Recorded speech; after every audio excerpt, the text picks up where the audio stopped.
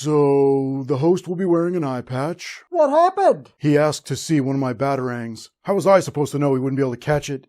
Anyway, he's a bit sensitive about it, so try not to bring it up. Come on, Bats, we're villains, not monsters. All right, everyone ready to discuss this week's episode? Ready when you are, Cyclops.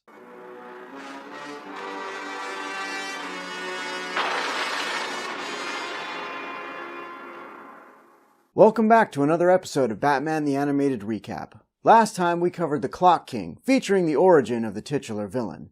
This time, Roland Daggett is trying to set a record for citywide destruction. Season 1, Episode 26 of Batman the Animated Series, Appointment in Crime Alley. We open on Roland Daggett looking out over Gotham as an entire city block explodes.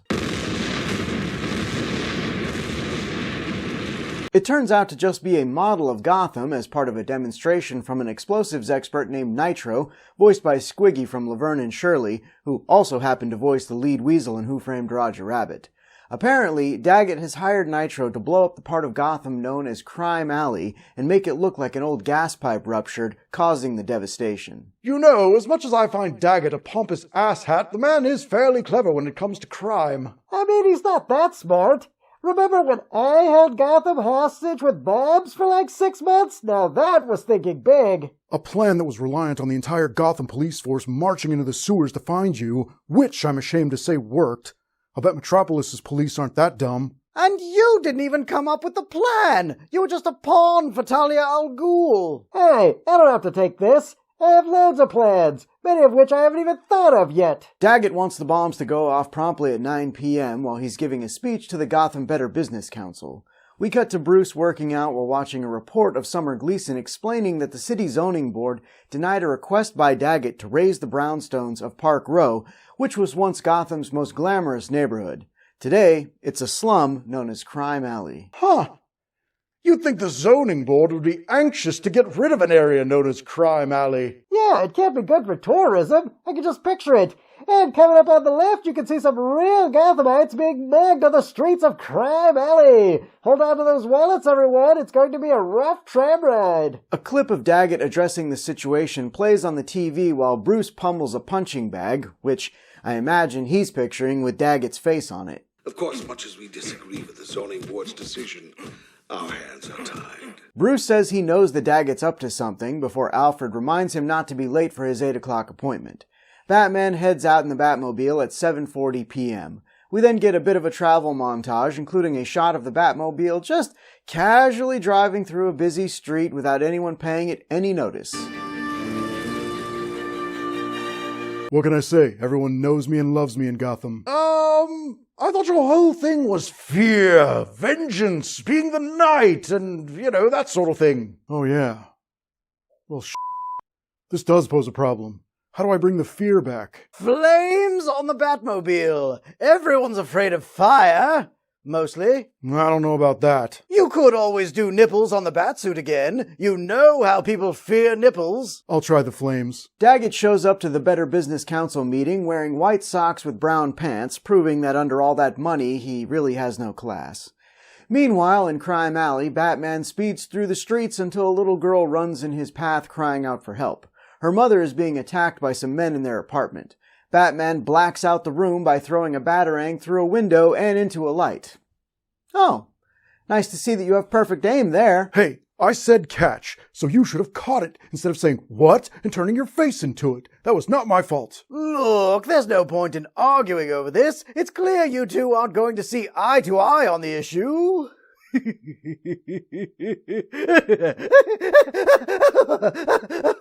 Eye to eye. You're not going to see because you with the eye.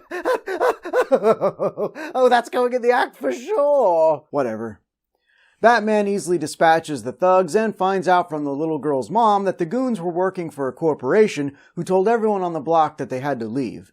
Meanwhile, a little after 8 at the Park Row Community Center, we meet Dr. Leslie Tompkins, voiced by Diana Muldaur, who people might also know as Dr. Pulaski on the 2nd season of Star Trek The Next Generation. Ugh, Pulaski was the worst! Glad they brought back Dr. Crusher in Season 3. How dare you! Pulaski was just misunderstood, as most geniuses are. I wouldn't expect you to understand. Hey, nope. no, that's fair. Dr. Tompkins notes that Batman is never late, so she decides to go look for him. On her way, she stumbles onto Daggett's goons setting up explosives in a building, and she recognizes one of them as working for Daggett. This gets her kidnapped and taken into the building, but not before she drops one of the blasting caps that she found, which is picked up by a man on the street.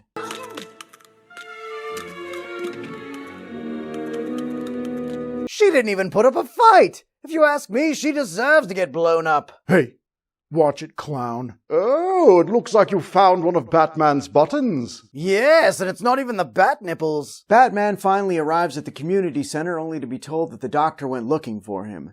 Batman drives off to find her, and we transition to the basement where she's being held. Crocker and Nitro explain their whole plan and the next building they're targeting in front of Dr. Tompkins. We just gotta do that old hotel down the street, and then when 9 o'clock rolls around... Boom! Ha ha ha! Classic! Daggett's going to be undone by the idiots in his employ.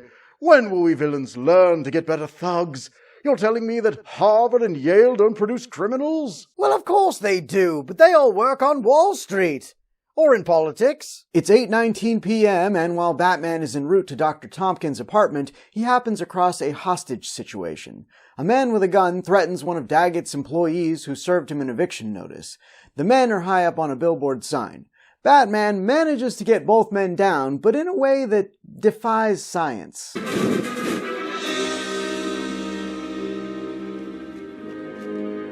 There is no way two grown men were under that cape with you before it opened. What gives? Sorry, magicians never give away their trade secrets. Batman finally makes it to the doctor's apartment. Inside, he goes through a book of memories that she keeps, which features an article about the death of Bruce's parents and the doctor comforting him when he was still a boy. Batman then notices someone peeking into her apartment.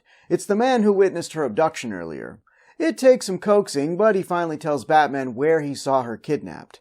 By the time Batman starts heading to her location, we see a clock revealing that it's 8:39 p.m. Perhaps it's just because we recently covered the Clock King, but does anyone else notice that time is much more a feature here than it was in the Clock King episode? Yeah, knowing that Batman is on a timer that he doesn't know about fills each scene with tension and suspense.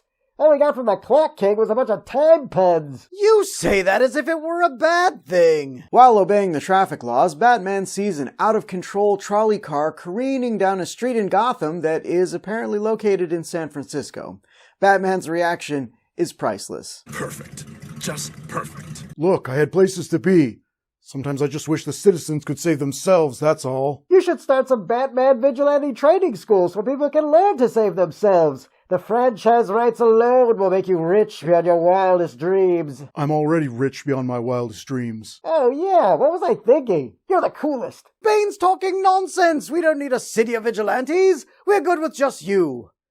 And the band of orphans you parade around in tights. Batman gets the Batmobile in front of the trolley, and somehow, even while applying the brakes and using reverse jet thrusters, he's only able to stop the trolley after it shreds the Batmobile's tires and spins the car on its side.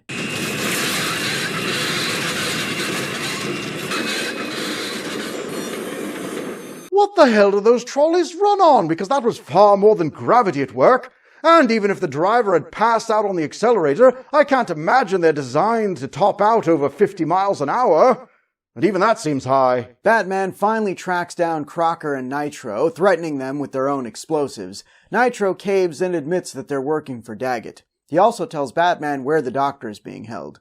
Batman locks both men in their explosives truck, which seems irresponsible with an arsonist named Nitro, but hey, what do I know? He tracks down the doctor and disarms the bomb at her location. She tells him to get to the SRO hotel where another bomb is set and rescue the people living there. Batman rushes to the hotel.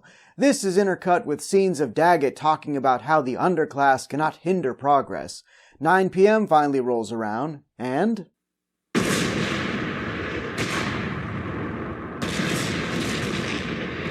is that a record? I feel like we still had more explosions in Beware the Grey Ghost. There might be more buildings destroyed here, but I'm fairly certain the property damage was greater in the Grey Ghost episode, especially after we find out. I defused the bomb at the hotel. All your punks managed to destroy were a few condemned buildings. Batman says that once his goons confess, Daggett's finished. But didn't Nitro already confess? Like, weren't you recording that or something? Oh yeah, that would have been a great idea. But no. It was a busy night. I left my recorder in my other bat pants. Right.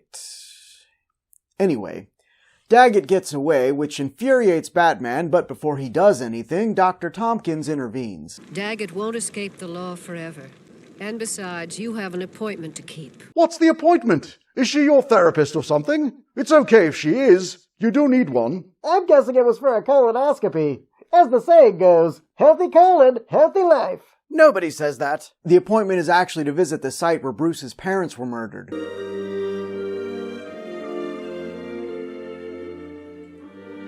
What are you doing, Fox Kids? I shouldn't be getting choked up over a cartoon. Scarecrow, what did you think of this? What? I'm not crying. You're crying. These are just allergies. Yes, I'm very sensitive to the smell of wet burlap. Bane? She was there for him like a mother when he didn't have one, and Alfred like a father. It's just so tragic and beautiful. You guys are getting too worked up over this. It's no big deal. Really? Of course not. I almost lost this maternal figure on the anniversary of my actual parents' death. It's a very big deal.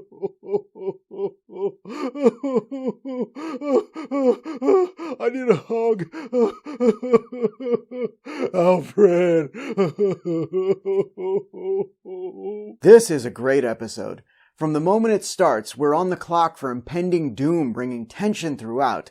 And while the constant crimes getting in Batman's way seem a tad over the top, you kind of expect that's what a normal night is like for Gotham's Dark Knight. Daggett getting away and the emotional gut punch of Bruce getting hugged by Dr. Tompkins at the end make for a really strong finish. What did you think, Batman?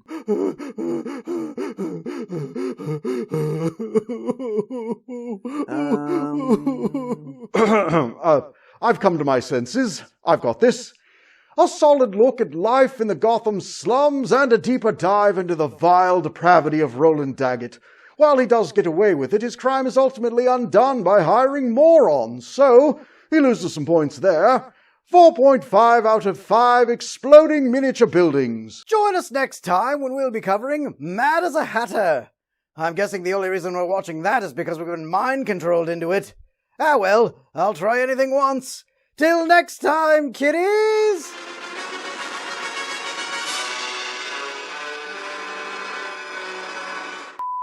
Hey, what are you guys doing? We're supposed to be doing a table read right now. Sorry, my fault. Just giving the script a final once-over. You know, cross the T's, dot the I's. I know what you're doing. Knock it off. Aye, aye, Captain. Yeah, why are you dressed like a pirate? What? Hey, shape up, everyone. Get your butts to the table read. Don't worry, I'll keep my eye on them. I didn't mean that the way it sounded. Hey everyone, thanks for watching. If you enjoyed this video, give it a like and a share. Don't forget to subscribe and click the bell icon to be notified when more of our videos go up. And if you don't, I'll break you. First your spirit, then your body.